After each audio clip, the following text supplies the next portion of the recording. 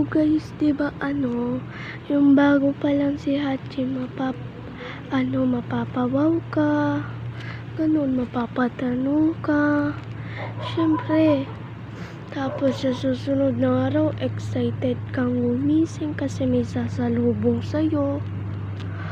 Ayun, sinalubong ka niya. Syempre, at pagkatapos kanyang salubungin, susunod na araw ulit, sasalubungin ka hanggang sa matagal na araw na. At napapamahal ka na rin sa kanya. Kay ganun ako kay Hachi. Ganun ako. Yung balang araw, biglang nagsabi si Papa na ipamigay na lang daw si Hachi. So sabi ko, wag. Dito lang yan. Diba guys, hindi magsasabi nun. Wait lang. Tapos, diba guys, sasabihin nyo, ayaw ko, dito lang siya. Sabihin nyo yun, syempre.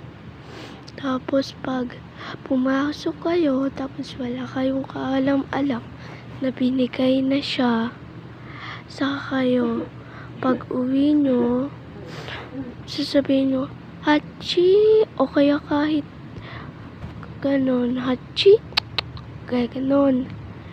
Tapos wala na sa inyong lalapit, akala mo si Hachi ay nakain o nagtago. Kaya hinanap mo siya. Hinanap mo nga, wala. At sabi mo sa sarili mo, parang nasa labas lang siya. So lumabas ka nga. Biglang pagtingin mo, yung tutang puti at saka black, syempre magtatanong ka, nakita mo ba si Hachi, yung kalaro mo, yung pumasok ka sa bahay namin? Ayun yung binidyo ko guys, diba? Ayun na nga. Tapos magtatanong ka din sa kaibigan mo, ganun, kay Chuchay, yung binidyo ko nung naulan, yung dumaan siya. Ayun, binidyo mo. Sabihin, hindi sila nasagot. Sasabihin nila, hindi ko alam. Diba? Sasabihin nila, bakit nawawala? Sabihin mo, ata wala kasi siya sa bahay. Pero, akala mo, nasa taas siya.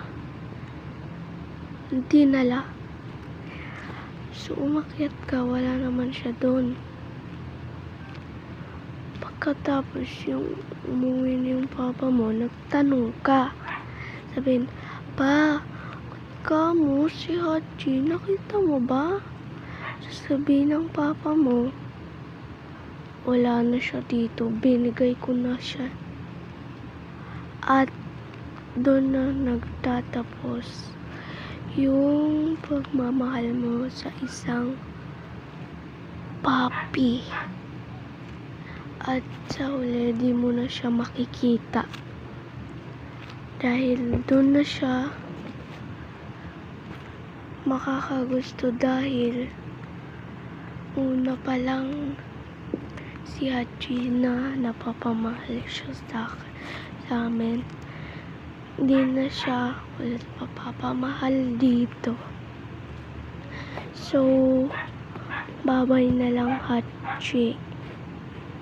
So, ayun, dito na nagtatapos guys.